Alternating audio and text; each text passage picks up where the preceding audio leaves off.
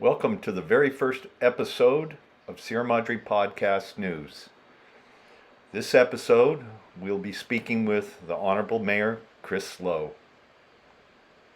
This is our first episode, our maiden voyage, and it's such a great honor to have our Honorable Mayor Kris Lowe to kind of give us an update, the current status of the city. But before we get into some of the meat, for those that haven't met Kris, and she's been here her whole life, just a few things that kind of come to my mind that I know, and I've probably known you 30 years or so. But At least. yeah, you're a lifetime resident. You're multi-generational family. Your father, Roger Lowe, was the police or the fire chief. He's known for actually starting the paramedic services in Sierra Madre. You served for years, fire department. You have the distinction of being the first female officer, but not only in Sierra Madre, but all of San Gabriel Valley. You were awarded Woman of Distinction from State Assemblyman Chris Holden, Sierra Madre Woman of the Year, Sierra Madre Hometown Hero in the 4th of July Parade. You've served on Community Foundation Board, Friends of the Library Wine Tasting, Sierra Madre Pioneer Cemetery, Sierra Madre Events Committee, Sierra Madre 4th of July festivities, Board of Trustees for the Gooden School, which makes me kind of wonder, is there anything you haven't accomplished? There's a ton I haven't accomplished yet, but I'm just a volunteer that doesn't know how to say no all the time. Okay. Well, maybe we could just start getting into some of the meat of this, and we could start off with the Tesla station. Sure. So if you could kind of give a historical account how that happened, because for the majority of the citizens, we just saw all of a sudden, boom, it was being built. But there's a much bigger story. So if you could bring us up Yes. to speed on that. So we had already brought it up for discussion and took a look at it way back in, it had to be 2022, probably or the beginning of 2023. And Tesla had come to us back in those days and let us know that we had over 1,000 Teslas going through Sierra Madre daily, which I had no idea. Like I knew I'd seen a lot of those cars at the time, but it wasn't what it is now. And so they said that they would like to look at creating an agreement to put charging stations in Sierra Madre, and they would lease our space, pay for the installation, pay for everything. And then, of course, we still would be able to collect UUT money, which is a tax that we put onto all utilities in Sierra Madre.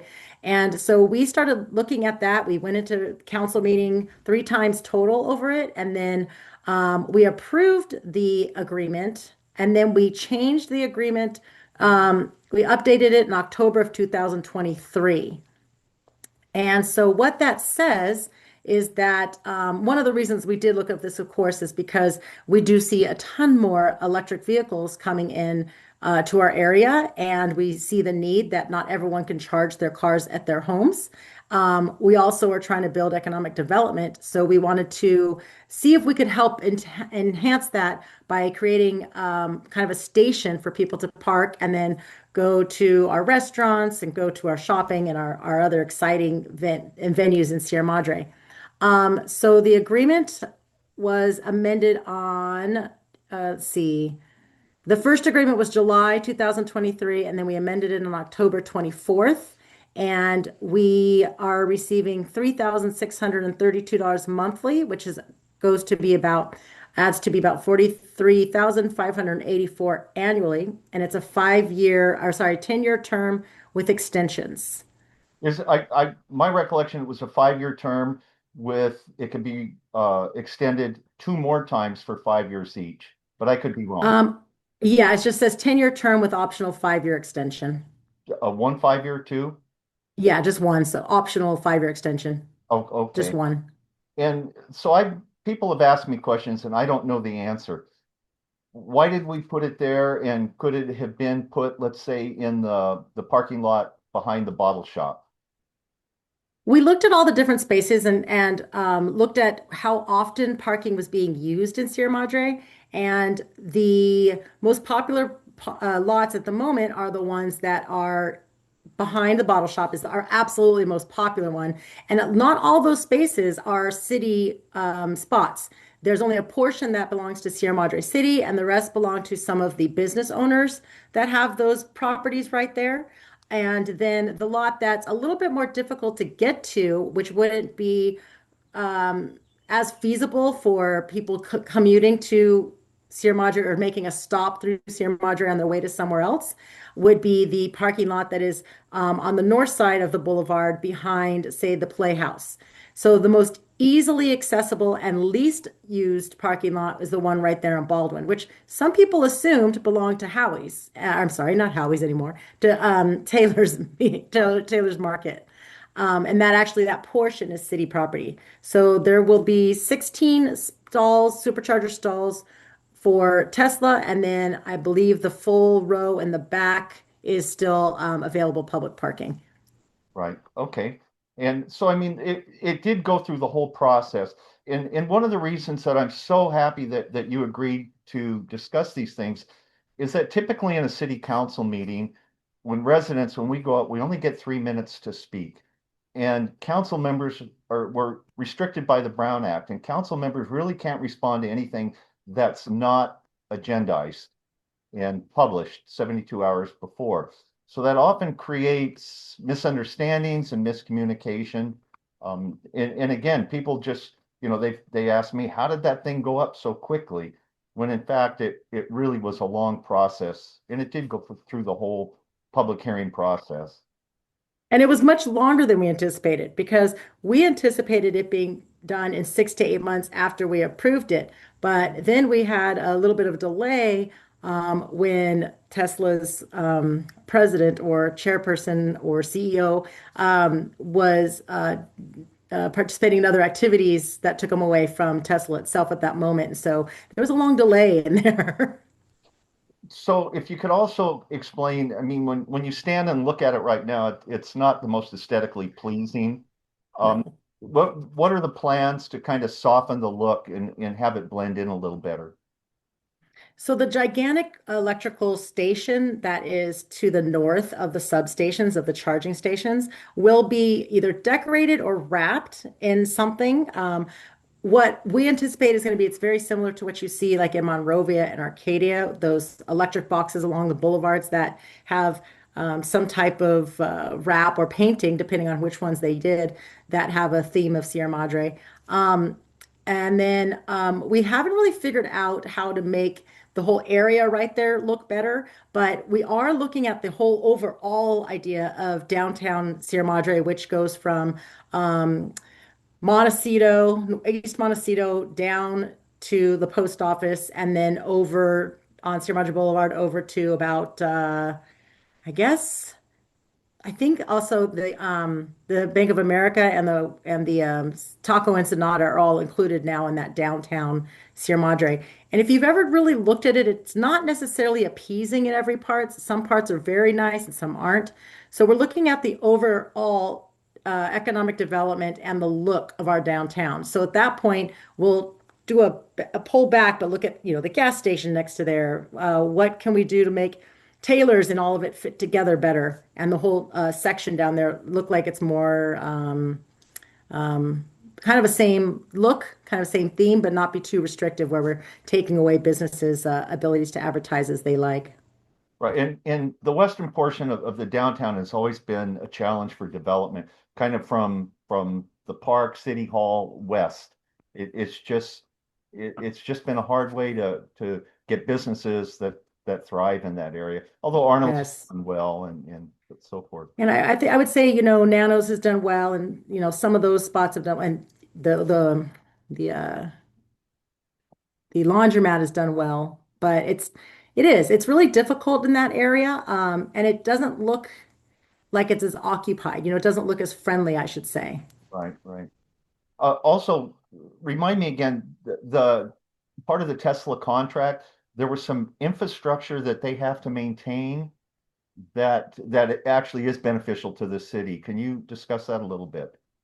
Yes, so in order for them to put that charging station basically in the middle of our downtown region, they have to have the infrastructure to maintain a steady electricity to that site. So they have to maintain that, they have to assure that that part of the grid is maintained. So that means that they're going to have to install a higher level. I don't understand the exact language, but the ability to we don't have electricity dropping there as often. Which I have to say, if you looked at our Southern California Edison plans, and we've stood up time and time again against Edison whenever they've turned off our electricity or it's going off, and we don't really get the explanation. So one of our meetings was very implemental in making sure that they are updating all of our lines. Our lines now have the majority of them have the cameras on them to make sure we can see if there's what happened to that transformer, what's happening to the line. That's a very important aspect of making sure we are resilient to wildland fire, which isn't wildland anymore, but urban interface fire. And so all of that grid and all that the equipment has to maintain a steady electrical source at that area for the subchargers. So that kind of upgrades all of us because it's all on the same grid for that area. Okay, and I believe that whole South Baldwin area was all undergrounded, probably 40 years, 35 years ago, maybe. Yeah, parts of it, it's Yeah. funny right there on Baldwin because if you look at some people, they can't get, the same Wi-Fi even um, lines that some of us do because of that undergrounding that's right there. They Right, don't use poles. right. So let's move on to our infrastructure because that's something that has really concerned me.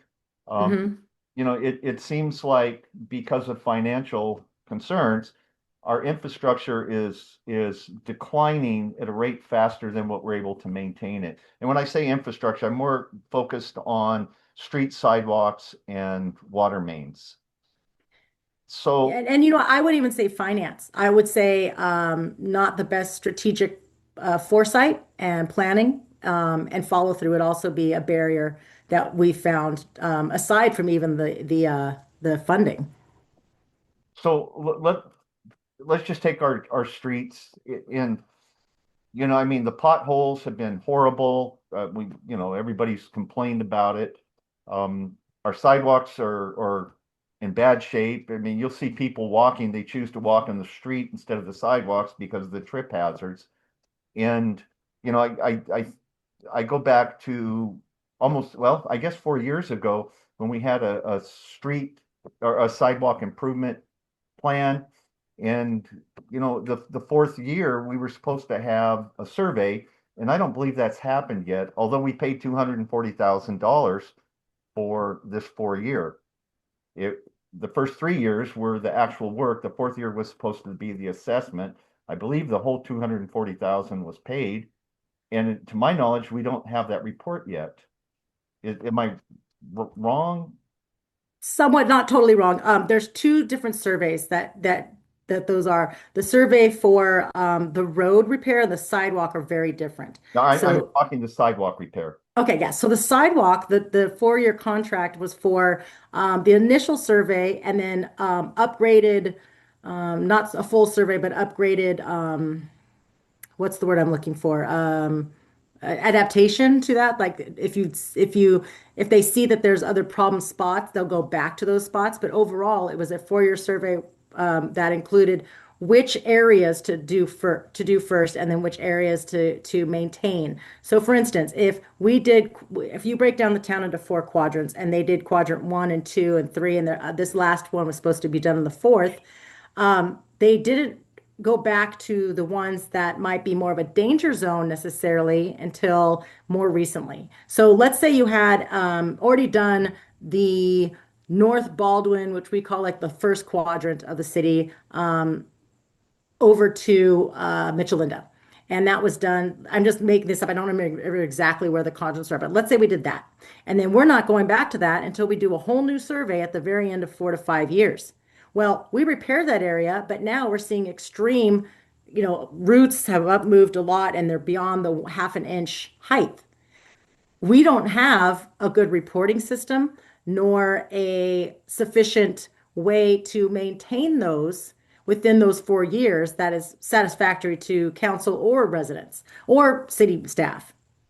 So when this last fourth quarter, and you might remember the meeting, happened, you came in and gave us information. We all gave similar information. We had city council and other staff saying the same thing, and that never really followed through. Right. And Very similar with the potholes. The exact same thing happened with the potholes. right. And you mentioned the half inch. It used Is to it a half inch? the differential in height, anything over a half inch, the city assumes liability on that. And Okay, this is that's what I thought. one of the directors of Public Works. It used to be more. I know about 25 years plus ago, it was an inch and a quarter. So, Hmm. and we have landmines all over our sidewalks that we also used to have, our public works used to have concrete scarifiers and they could actually grind those down. That equipment Hmm. broke and I was told that it's sitting broken in the city yards and nobody ever replaced it. And it's like a really good one's about $8,000 to $10,000. So it's something to consider. We could in some of the more dangerous spots we could have Public Works, our street crew, actually grind those down, in the meantime. But potholes, that's a whole nother issue. I know we do have a pavement management plan. I believe it was a 4 or 5 year plan. Um, Mhm. but again, it's just we need more money from our general fund, So Public Works, so that we can start repairing these things. So, like I said, it is a lot of things do have to do with funding, but it also takes strategic planning to be successful at using your money efficiently. So, let's say we, rip up a street and repave it, but the main problem is the water main that's underneath.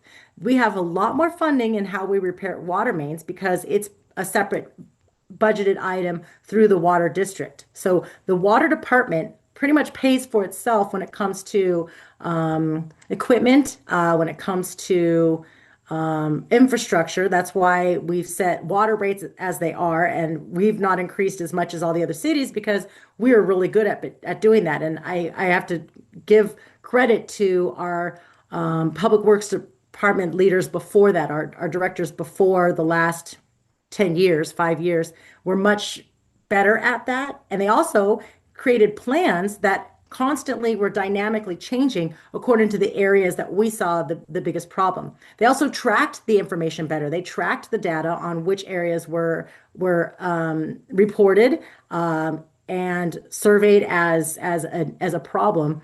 And then therefore the main would get repaired, but the pavement itself comes from the general plan, or actually not just the general plan. It also comes from That's grant funding. Yeah, yeah, a tax that comes from like, especially from gas. I should say fuel, not gas.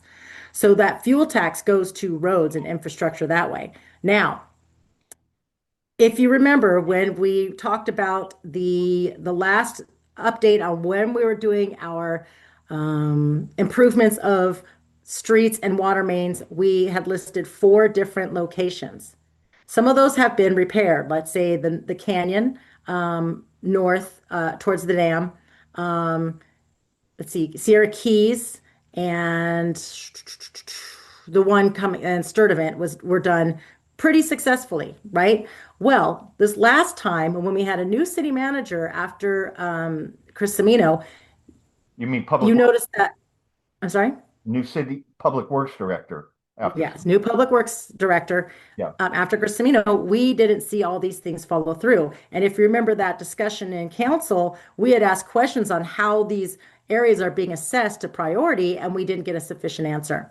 So we knew we wanted, say, Mountain Trail was one of the big problem spots. So I had asked, I thought we had a plan that is assessed for every 5 years and what our priorities are. And you could even go back to the Public Works yard back then and see it on the wall, and it would be changed and adapted. And there would be like a red line, a yellow line, the lines and green for it had been repaired, and red was a priority, and yellow was up and coming next. And I haven't seen that since I joined council, since I should say in the last 2 years. So what we did find out was that those projects were not being completed. They had right. not been, yeah. Yeah, so there was, I forget the name of the consulting company that put uh the payment management plan together, and it did address all those. And unfortunately, that director of public works that you mentioned was completely unaware of that. When he reported to council, he just made comments that were so grossly inaccurate, and yeah, yeah, it was just a horrible Yeah. staff report and Yep. so forth. And just a reminder, just in case people don't know this, and of course you probably know this, Glenn, being on a mayor yourself previously, the city council is in charge of a city manager. So our job is to assure that we have an effective city manager that is doing his due diligence to make sure our city has its primary resources of utilities, fire, police, and then our strategic plans are being let out. He is in charge. Our city manager, he or she at the time, he right now is in charge of staff. So we don't have a purview over uh, anything to do with the management of staff. I agreed. I totally Yeah. agree. Um, Don't doesn't mean I'm not very opinionated, of course, but Right. And we can, trust but verify. We can check, and it's real easy. What's gooder when, in my opinion, when council members do more than read a staff report, go to the meeting and vote, but they're out amongst the people. They're traveling around the town, looking at things. They talk to people, and that's in a small town that it's paramount. We have to do that. Um, so so maybe. those things will be brought up. Previously, this if you haven't seen our last city meeting that we approved the budget book.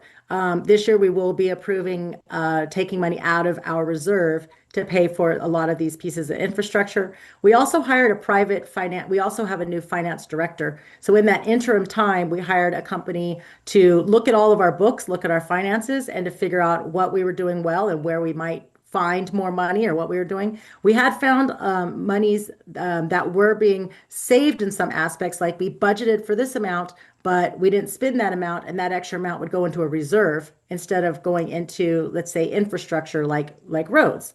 So our new budget, it should be much different this year. You are all invited to go to our budget meetings, and we're going to go line by line through what we think is the priority and what you all reported as your priorities, like not just you, Glenn, but Sierra Madrians. And so therefore we have much more accountability. And I would hope to say that from what I've seen so far, that system's 1,000 times better.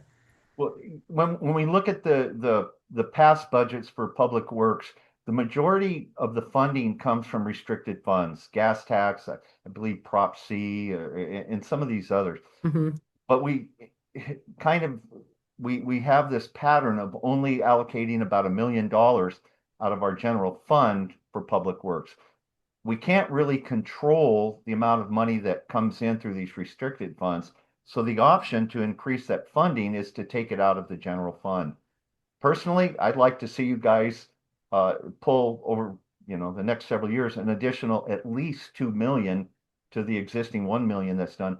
Otherwise, I just don't see how these roads, some of the infrastructure we're ever going to get caught up. But that's for you guys to decide and Well, how. you add to it the extra wear and tear we've had the last 1.5 years now since the fire, and I'm very versed now on the breakdown of roads going through this fire mediation efforts, and fingers crossed we get what we put in for with our FEMA funds, as well as if we do happen to win the SoCal Edison lawsuits, then that will obviously take care of a lot of our issues that we have with our streets, because having 250 tons of debris going back and forth in trucks nonstop all day across Grandview, down Mountain Trail, all over that region, and in the canyon is really breaking down our roads faster than we need them to. It really is. Yeah. Can we talk the library? Yes. So what is the current status on the library? The library is going to open on June 6th, 2026. And then it is right now, it was cleared, its permit was given to start putting in the book stacks and moving all the books and moving all the equipment into the offices. If you haven't known, we also are adapting our city staff to be more succinct as other cities are and also more streamlined. So before you had the library department and you had I'm sorry, community services. Services, right? Yeah, and now if you look at a lot of cities, including, Glendale combines a lot of theirs. It's not just library, it's also their arts. And then other small cities like Monrovia do library and community services. And a lot of our community services are done through the library already. They do a ton of different programming for all the way from babies up to seniors. And so why shouldn't we just combine those? So what we're hoping to do is Director Layla Regan, who's now a Sierra Madre, and she moved into town, um, to have that under her purview so that we can all share those same staff and then not have to have as many people in different locations and different departments when they're all kind of doing very similar things. It almost seems to make sense because I think when the average citizen crosses the threshold at City Hall, they may feel a little bit intimidated. However, going into a library, they feel safe, they feel calm, and, Yep. and so it just makes good sense to do that. And because the library, I believe we had about a 5,000 square foot expansion, we have the room to house them. And then, That room is going to be amazing too, because if you think about it, where do we really have to have big events and meetings, like town hall meetings? We've always had to go to the locations. We've gone to Sierra Madre Middle School, we've gone to the elementary school, we've borrowed even our Sierra Madre room down at the YMCA, is somewhat big, but not that big. So it'll be one of those rooms that can be quartered off in different selections for different meetings and different areas. And maybe all of us don't have to go to private offices all the time, like Mike Comer's office to go meet. right, right. And I think for just general knowledge for the public, we received, I believe it was a $10 million grant that Assemblyman Chris Holden was able to get for us. And that's where the majority of the funds to do the library project came from. Now, we did have to use some of our reserves, my understanding. But when this is all done, we have this brand new building and, we can And I'm all, more of a multi-use, I really like this. When I was a teacher at Hoover High School, they taught the library the collaboratory because it's basically a place where everyone comes to collaborate too. So it had like all the technology, the books, the library, and everything else, and a meeting room. So I really value that concept that it's not the library. It's not a traditional place with books on stacks.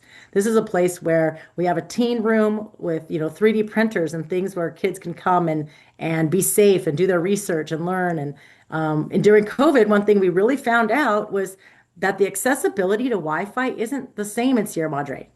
I mean, not only do you have poor signals, but if your family can't afford to get the 89 to $100 a month faster Wi-Fi and they can only afford the $40 a month, it's really hard for students in a household of like say four people for everyone to be on a computer because it glitches. So libraries have that great free service where it has, free, not free to everybody, but it's paid through tax dollars and grants for Wi-Fi and great programming. so when does the Starbucks kiosk go in? I know, right? Uh, can we talk about the Measure GL that will be coming up, the Yes. next election? Yes. If you could explain what that is and just so people understand. Okay, so the GAN limit is this law that passed back in the 1970s. And it really is important because what it says is that a government or a government like a school district or a city cannot make money off of your tax dollars. We can't charge you more in taxes, take that extra amount that we didn't use and put it in savings. We can't keep it from you. What we can do though is that we can spend what it's designated for. And in 1970, what they did is they took the population of your city, and then if you have an increase in your population, your GAN limit goes up. If you, it goes up with your cost of living expenses that are designated. So it goes up by cost of living every year, and that's all. So if you had a change in what you pay taxes towards, it would not change. So one thing that Say Sierra, a change, you mean an increase. an increase, right? If we have an expenditure that pops up that we didn't have prior, it doesn't change our limit for us. Right. And So, it's a revenue source. We can't correct, spend more, correct, right. correct. We can't profit off of taxes. Okay. So what happened was in 2019, our fire department became 100% paid and professional, which means that we increased salaries. We had four paid professionals before, and we had paid paramedics, but they were hourly rate wages. They weren't fully burdened. So in 2019, we have 18 new staff, or not new staff members, but 18 minus 4, so 14 new staff members fully burdened at full salary with benefits that we didn't have to pay before. So our GAN limit stayed the same, but our expenses went up. And where does that money come from? Reserve. Yeah, Reserves. right, So what we're having to do, well, but first time we had to do the increase when we paid for salaries and such. We used COVID money. Thank goodness, extra COVID money that we had for first responders and people that were forced to work. That was great. It really held us over until about 3 years ago. The next thing that happened, none of us could have predicted this, but we should have. COVID added to the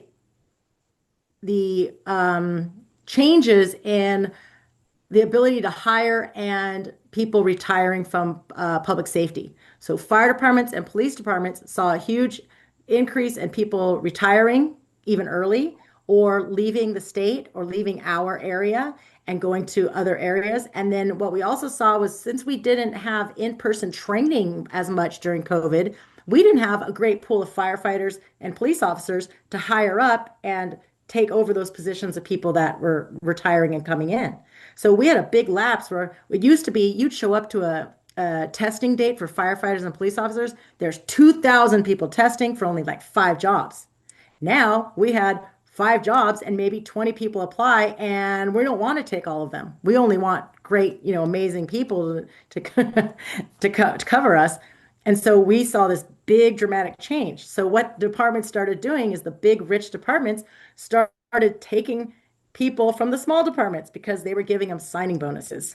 right, Rancho Cucamonga, $75,000. They would take Sierra Madre's officer and move over there, and that's a $75,000 bonus. So we had to make up that amount. right. And now we have increased salaries. And speaking of COVID money, my understanding, we still haven't even received from our COVID money from FEMA yet. Unless we have, but my understanding, we haven't. So, if we're depending on FEMA money for the fire and flood, it could take Yeah. some time. Yep. And those are some of the things that we have to experience. But this GAN limit measure would remove the limit for the amount we're allowed to take in to pay for the added expenditures that we have. Right, Not just in public safety, I mean, for anything that we have expenditures for, like roads or whatever. sure. And some people that I've talked to, they think this is a tax increase and it is not. But Nope. I'm curious, if we were to, after, let's say the Measure GL, the GAN limits pass, and then we were to have a subsequent ballot measure to increase a tax, would that increase, we be able to then spend that because we altered our GAN limits? We can, but again, we can't be a profit city. So Okay. if we took on a new tax somewhere in the future, this GAN limit is a 5-year limit, and then it can be reordered then. Now, what like say cities like San Marino did, and I believe Monrovia did the exact same thing. They had their GAN limit vote and it passed. And then they attached it to a measure that came up later. So instead of just reissuing the GAN limit, they attached it to their public safety tax that came up that they've always had. I think they've had it for 10 years plus already. And what they did is they put the GAN limit attached to that funding.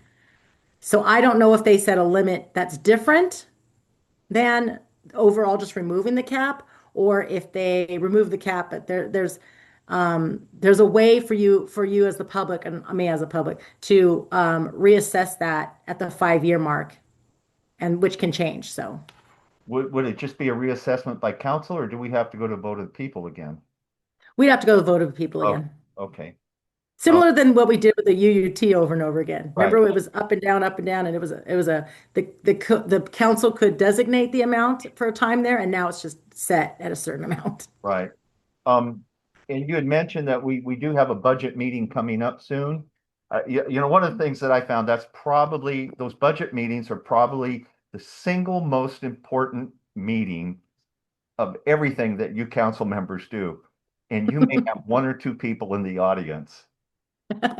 If we're lucky. If you're lucky, yeah. I mean, they're not very exciting, but when are we scheduling and agendizing our budget meetings? Let's see. I have it on my calendar. I think they're June or July, correct? I don't know if it's that far away. It might be May. Let me see. Budget. If you ever looked at my calendar, it's a very scary thing. May 27th and May 28th, Okay. So everybody 5:30 to 7:30 in council chamber. just rush on down there and you'll learn about this stuff. And that's why one reason I was actually very on top of our new city manager and even our past city managers. You and I talk a lot, and we can freely talk, and I see you. I see a lot of people in town, but I feel like there's probably maybe 1,000 people that I know and I see throughout this town, and there's 7,000 other voters that I never know, that I don't ever get to see, and I might not interact with our city so much. So I know exactly what you want. I know exactly like what a lot of people want, and we try to take the census of all those people and come up with a democratic way of making decisions on council. We don't really know how to reach the other people. A big barrier that all councils and any organization is feeling now is we don't have the same ways to communicate. We don't sit there and talk to people as much anymore. Like, we're on Zoom now. We used to be like easily able to record things and send them in, but they weren't as high quality. So when it comes to other people in town, I don't know how to access them. I don't know how to give them information. I don't even know how to hear from them. So one thing that the surveys do well, and this is why we can't do it, other companies that do it professionally, they are the ones that professionally find out from different demographics all over town, what do they want? And what the most important thing in Sierra Madre was in our survey was water, the water and water infrastructure. Second was public safety. It was fire prevention, because we just had a fire, and being able to call 911 and have someone respond quickly. So our first three priorities, believe it or not, well, the number one was water, and then second and third were public safety, Right. and then roads and sidewalks were fourth. Yeah, and I group our roads and sidewalk into public safety also. Yeah, yeah, I, And I agree. yeah. Can we, on Tuesday night's council meeting, there was an agenda item on there of the cost recovery for special events. Hmm. And can you kind of explain that a little bit? Because to tell you the truth, when I read that staff report, I was a little bit thrown back. But if my honest opinion was, if we want to rip the soul out of Sierra Madre, this is a pretty good start. But but Well, if you could just talk about it and what it is and where we're going with that. if a lot of it has to do with what we were hearing from the public. A lot of it was having to do with we're not going to pay for a new tax. The last public safety ballot measure failed, and it did have a lot of things that we could have done better in the writing of it and how it worked. But what we've heard is that, well, if you cut out things like community service, then put it towards public safety and water and public works and the real infrastructure of the town and what's its priority. But what we all know, those of us who've grown up here, is community is our community. And I even said this in the meeting. It wouldn't matter if we had a fire, an earthquake, whatever we've had. Our town comes back because of our community groups and our community resiliency. It doesn't come back because we're all separate human beings that live separately and we can build funds. We would not have a town. Our property value would not be as much as it is if we didn't have a great community where everyone is welcome. Everyone's on a different committee. Everyone can be part of our town. And a neighbor really helps a neighbor. Regardless of what your personal feelings ever are in this world, you can always guarantee that you have neighbors that will help you through anything. Right, right. So the report, it categorized the different community events into city sponsored and funded, city not city events, but there was a middle category, and then things that are like a city, non-city at all, like profit businesses and those kinds of events. The middle category is kind of like non charitable events and such. And there's a lot of history in this town of how things started, and the city couldn't pay for things in certain times, so they became part of like Fourth of July committee, um, Mount Wilson Trail, Wisteria Festival. They Are- started as city events and they couldn't pay for them anymore. So what do? We have a committee fundraise to put it on. Right.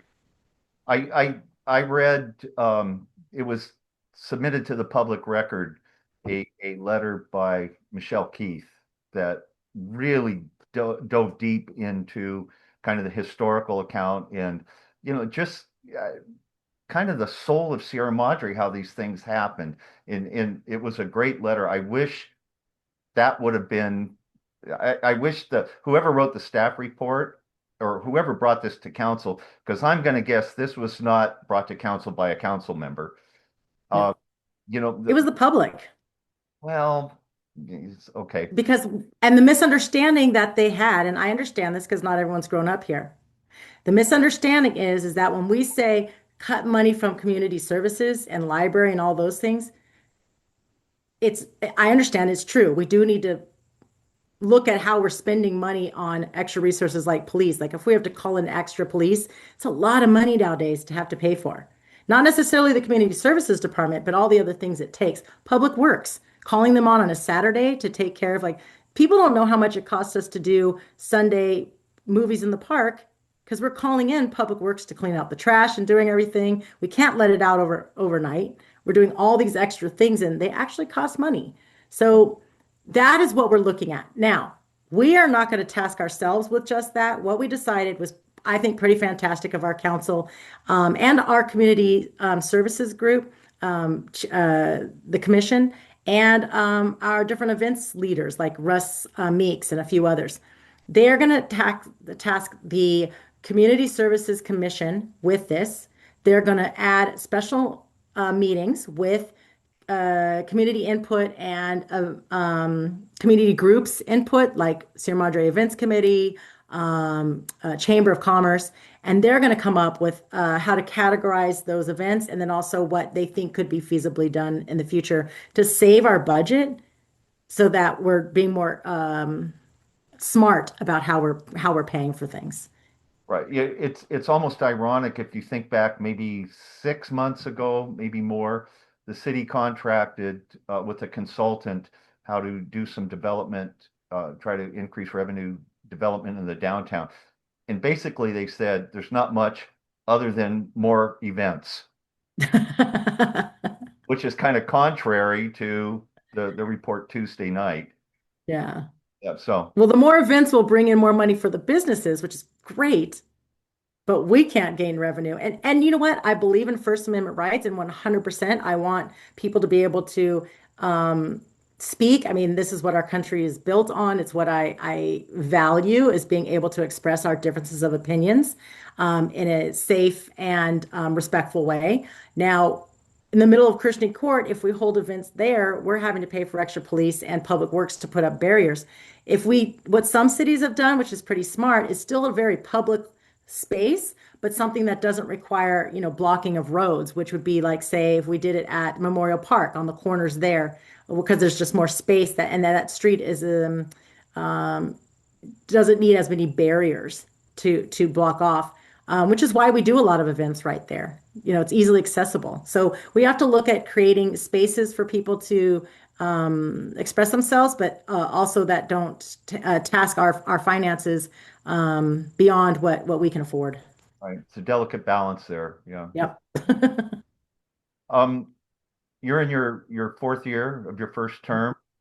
Yes. We had a Oh my God. discussion before, and you intend on going for reelection.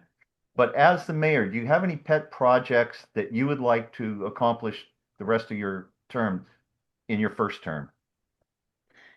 So I think part of what I've already accomplished and I want to see through more.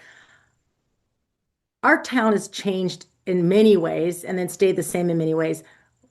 I think that we have a superb service platform. In other words, we have our own fire department, our own police department, our own public works and water.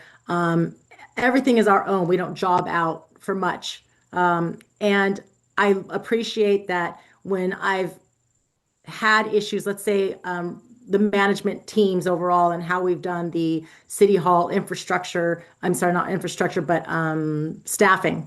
That has really been changed to one, match what other cities are do that are successful. I don't believe in reinventing the wheel all the time. If I see something really works, I steal that. And if I do something that works very well, I share that. So I really do like those changes that have happened. The other thing that I've really loved is seeing how our fire department and our police department have really grown to be so respected in our other cities. We are now called upon to really go help other areas. It used to be that we would need help all the time and we just expected it for free. Now we're paying it back. So I value that our fire department is going all over and especially even locally, going on calls in Arcadia and Pasadena. And that our police department is helping other groups, like even in Monrovia and beyond, and because they're so professional. Now, the only problem with that is that we still have a fire and a police department that was built in station that were built in 1976. I was 2 years old then. My father started at the fire station that's across the street from the bottle shop. And it Both was City this Hall. old building, and the jail was downstairs, and the meeting room was upstairs. So we didn't have a pole, we had a slide. Remember? And then when I was 2 years old, we moved over to the 242 West Sierra Madre Boulevard site where we are today. Our fire department was never intended to have people sleep there and stay there. Our old way of doing volunteer fire departments is you stay at home, you respond to the station to pick up the engine, and then you go to the call. Or someone would take the ambulance overnight and respond to the call. Now we staff it 24/7, and we basically are sticking uh, 8 people, 6 to 8 people in a maybe a kind of two-bedroom apartment. They really is an apartment. These weren't meant to be bedrooms. These were offices and a meeting room upstairs, and that's now their kitchen and their quarters. The bathrooms were meant just to be bathrooms, and that's it. And now they're locker rooms. So a 1974 building does not fit for what we need these days, neither for police or with the modern technology they need to use and all the evidence they need to store, and it doesn't fit for our firefighters. So those are two projects I hope to really see in the next 4 years is figuring out where we can find the funding and then where we can find building space to put all these things. So the city bought, I believe, for $3 million, the Bank of America building on the southwest corner, Lima and Sierra Madre Boulevard, with the intention of converting that to the police department. And it was my understanding that at the time it was estimated around another $3 million to do the renovations and upgrade. Fast forward to today, I'm hearing from a source in City Hall that's going to be more than 20 million. And I just That don't, would be for both buildings. So cut it in half, it would be 10 million. It's still 10 million, we but it don't would be have 10 that. million. We don't have $20 million to do that. No, no. So what do you think? What is possible? What can we do? And will we sell that building, lease it? What do you see for the Mhm. future there? So part of our economic development plans do include that location. And now that the library's been moved, or right now moving out of it, what do we do with it next?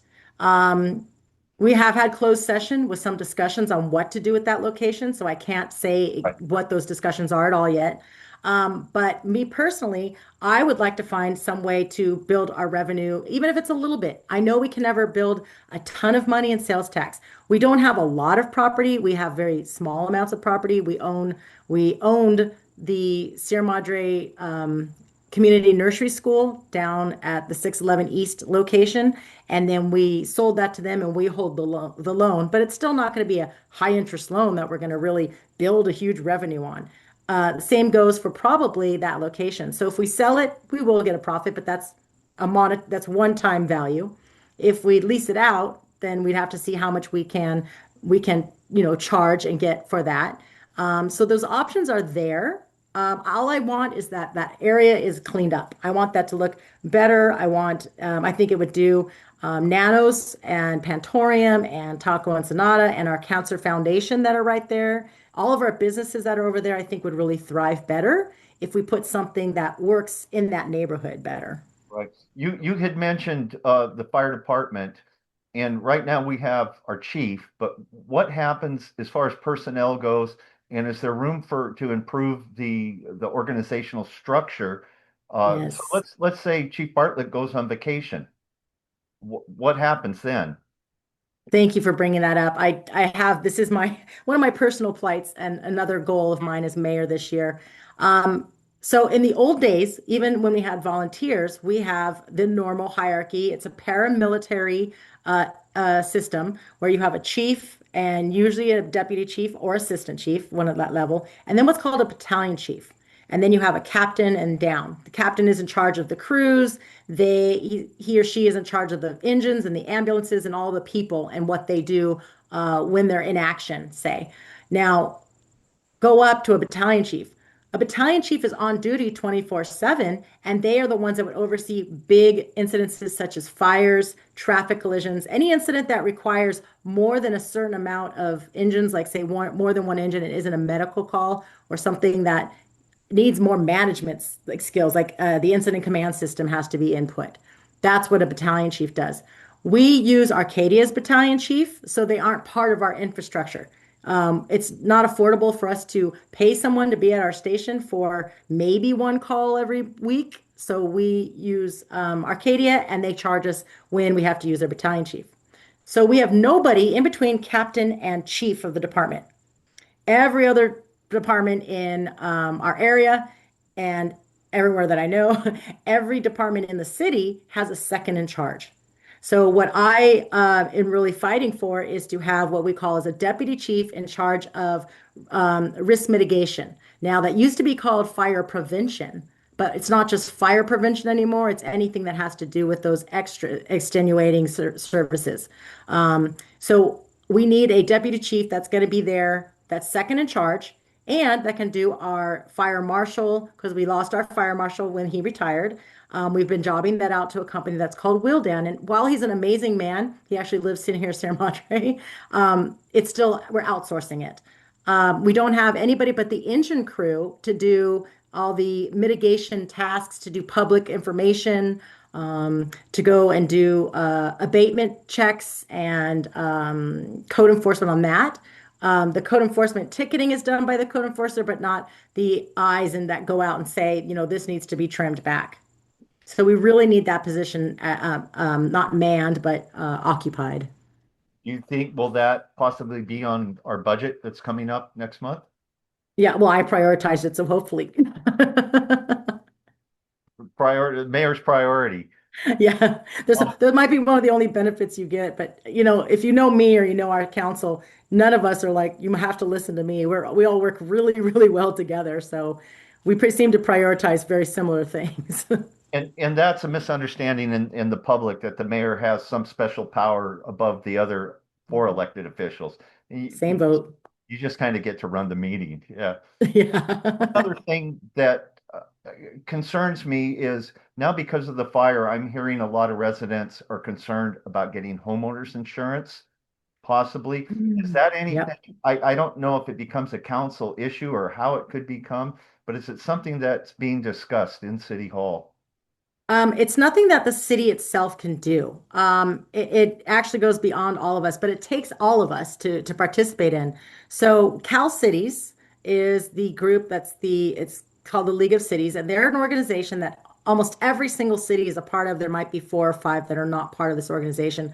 And they look at every single assembly bill, Senate bill, and not just legislation, but movements and advocate for things that we really want to agree with. For instance, looking at fire mitigation and looking at the maps and looking for resources. How do we all get together and have an agreement on what we want to see in the future? It's also up to us to go to our insurance. What is his title right now? It's not the commissioner. Insurance commissioners? Yes, is the commissioner? I think it is commissioner to really look and see what we want. Now, that person alone also can't do a lot of changes, but they can try to work with the different insurance companies and either sounds bad, but come down hard on some or make agreements in some so that they don't cancel all our policies. So if you remember before, we lost State Farm stopped giving insurance to multifamily dwellings in our area.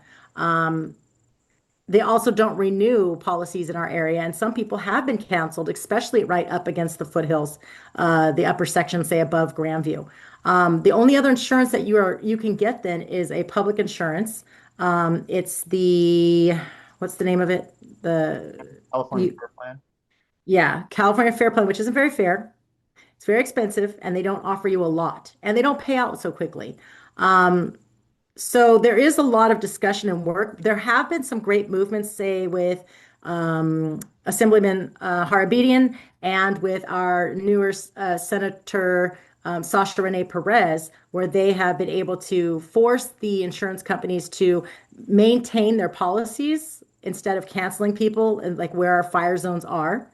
They're trying to create a system where the insurance companies can't come back and say, no, we're not paying for that. No, we're paying for that. Because what we're seeing is some people are getting their payments right away at the value they want. And some people are having to really fight and almost going to an attorney to get the monies that they're owed, Right. which is very unfair. So it's still a battle with all of that. Next week I go to Sacramento. Actually, not next week, tomorrow. Wednesday through Friday, I will be in Sacramento with the state leadership summit, and that will have the ability for us to really look at legislation and really give our voices. So obviously, assuring that all of our residents and businesses are able to have affordable insurance and have great policies in our areas is extremely important. So that's one thing we're fighting for. Another thing I'm looking for also is the aftermath of fires and how we work towards that together, and then some of the educational bonds. Because if you don't know, my main job is I'm an educator in Glendale Unified. Right. Another thing that I don't want to forget to mention, we had the devastating fire last year. And one of the things that I always like to see with council members is that they're out and about. And we used to jokingly say the most city business happens at the bottle shop or the Buck. But during that fire, I can remember calling Todd Conrad. He was kind of my go-to person to get information about the fire because my neighbors were calling me that that had been evacuated. And when I called Todd, he goes, I'm here with Kris Lowe right now, and we have all of our firefighting gear on and the equipment here. And you guys were actually boots on the ground fighting the fires. And that is rare for a council member to do that. Now, I remember Parkhurst, who was the mayor at the time, he was running around and, just making sure all the information was getting done and gathering information. But, just thank you so much for doing that because, I mean, why the canyon didn't go up in flames is just miraculous. But And I would never disobey evacuation orders unless I was in full uniform, unless I was very safe, and I know when to pull out. Like, don't get me wrong, I evacuated. And the first night when the fire was at my grandmother's house, I tried to tell my dad to forget picking up our trailer because it was too dangerous because the fire could have come over that ridge.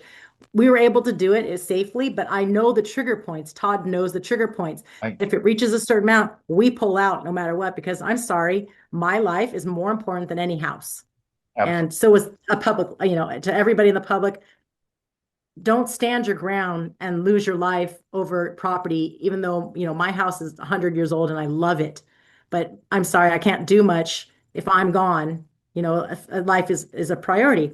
So I did, against orders, do that. But one of the things that I thought was really important was that was a big turning point, because we then were able to get enough people in all of the different states to get here on time to help air support and fight that fire in the canyon. So my job at that day wasn't so important because I didn't have water. I can't fight a fire that well without water. So one of the most important jobs was helping tell the incoming crews which ways to turn around, because we are so lucky, you guys.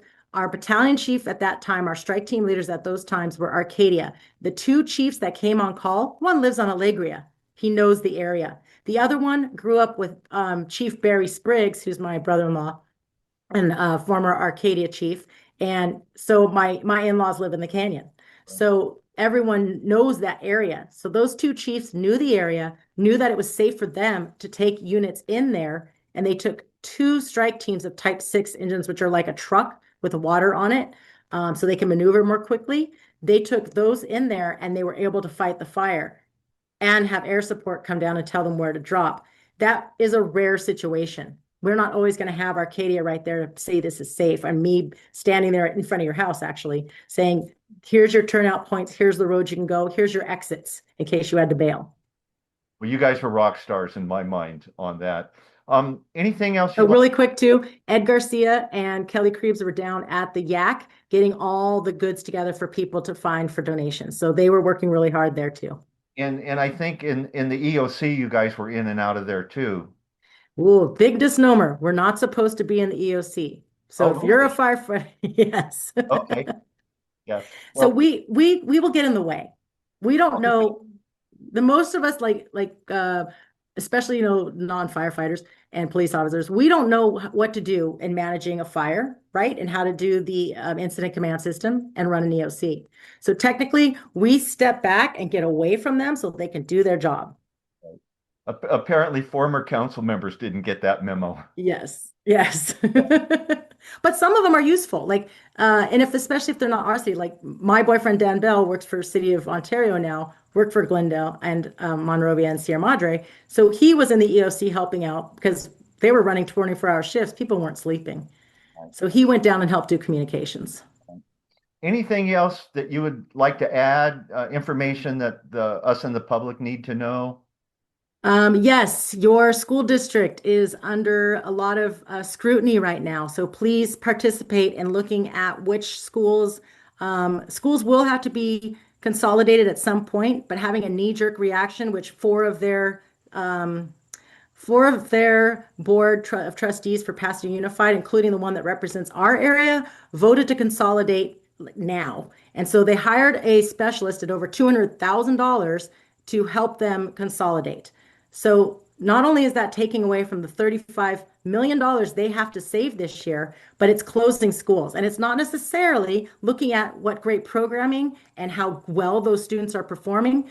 From what I see, they are keeping a lot of those schools that are in good areas and closing down the ones, even though they have amazing programming, that aren't in the nicer areas. So if you look at, say, Elliott Middle School, that's an art magnet that our kids are transferring to go there away from Sierra Madre Middle School. They're going to that school because it's so fantastic. You have kids going to Marshall for all of their amazing program and going to Muir because they have great programs. And so when they look at consolidation, they shouldn't pick just out randomly and which ones aren't as favored. They should really look at what good programming is and do an intentional plan that takes years to consolidate. Because right now, the consolidation plan only is going to save, I think it said $130,000 over a 3-year span. So what's the point of closing schools and not creating happy, successful individuals when they can do so many other things to look at what they can do better in their budgets? Wait, did you just say the consolidation in total will save only 130,000? Yep, that's the estimate. Wow. But you heard how much it cost for the person helping them. Not against him. He sounds like a wonderful person and like he's trying to do the best he absolutely can. But he's been tasked with closing schools, and his charge is 200,000. So why are we paying $200,000 to save 130,000 over 3 years? Yeah, doesn't make sense. Yep. Fight for better public education. I agree. And that, by the way, someday I will be on the ballot for Sierra Madre representative in this area for PUSD. So Yeah. yes. Anything else? Just that I love this town and I think this is a great avenue. Like I said, we have so much trouble with communication in our town and reaching everybody. So I hope this gets to reach more people. Um, I know there's people that are naysayers on every side, and this is a very divisive time in our society right now. But I can tell you that I try to be the best mediator. I try to listen to every single person. I am a very firm human being, but I'm also a human. So when push comes to shove, there's only so much I can do. I can't change the world for you.